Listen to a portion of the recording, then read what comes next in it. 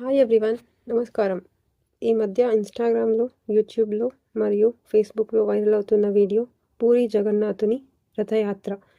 పూరీ జగన్నాథుని రథయాత్ర అంటే ఏంటి?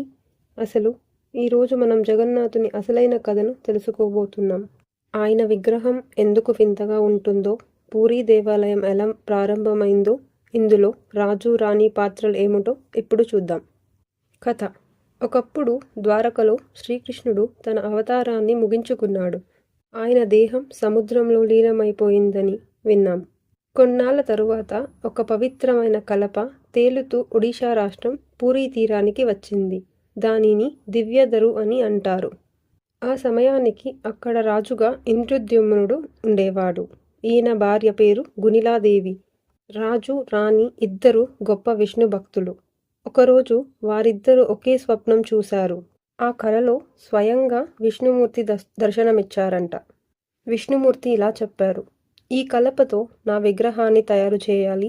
నా అన్నయ్య బలభద్రుని విగ్రహాన్ని, నా చెల్లమ్మ సుభద్రమ్మల విగ్రహాలు కూడా చేయాలి అని. పూరీలో నా కోసం ఒక ఆలయం నిర్మించండి అని దేవుడు ఆదేశించాడంట. వెంటనే రాజు రాణి కలిసి ఆలయం నిర్మించారు.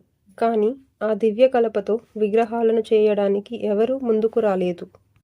అప్పుడు ఓ వృద్ధ కూలి అక్కడికి వచ్చాడు. అతను నిజానికి దేవకార్మికుడు, విశ్వకర్మ. ఆయన అన్నాడు, నాకు 21 రోజుల సమయం ఇవ్వండి. ఈ సమయంలో ఎవ్వరూ లోపలికి రాకూడదు. దీనికి రాజు రాణి ఒప్పుకున్నారు. రోజులు గడిచాయి.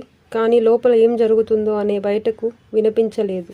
రాణికి భయం వేసింది. రాజు ఆవేశంతో ద్వారం తీయించారు. అక్కడ చూస్తే విశ్వకర్మ గారు అదృశ్యమైపోయారు. విగ్రహాలు పూర్తి కాలేదు.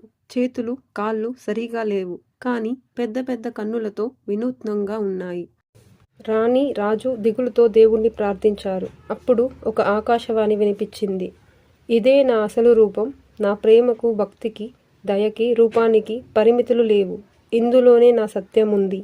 అప్పట్నుంచి జగన్నాథుడు, బాలభద్రుడు, సుభద్రమ్మలో ఆ ప్రత్యేక రూపంలోనే పూరీలో పూజలు పొందుతున్నారు. ప్రతి సంవత్సరం రథయాత్ర చేస్తూ భక్తులందరికీ దీవెనలు ఇస్తున్నారు. ఈ కథ మనకు చెప్తుంది ఏంటంటే, భగవంతుడు మన కోసం తన రూపాన్ని మార్చుకుంటాడు. మన ఇంటి వాకిలి వరకు వచ్చి దీవించేందుకు సిద్ధమవుతాడు. మన ప్రేమకు ప్రతిస్పందనగా జగన్నాథుడు ఎల్లప్పుడూ మనతో ఉంటాడు. ఈ కథ మీకు నచ్చిందా? అయితే లైక్ చేయండి, షేర్ చేయండి, మా ఛానల్కు సబ్స్క్రైబ్ చేయండి. జై జగన్నాథ.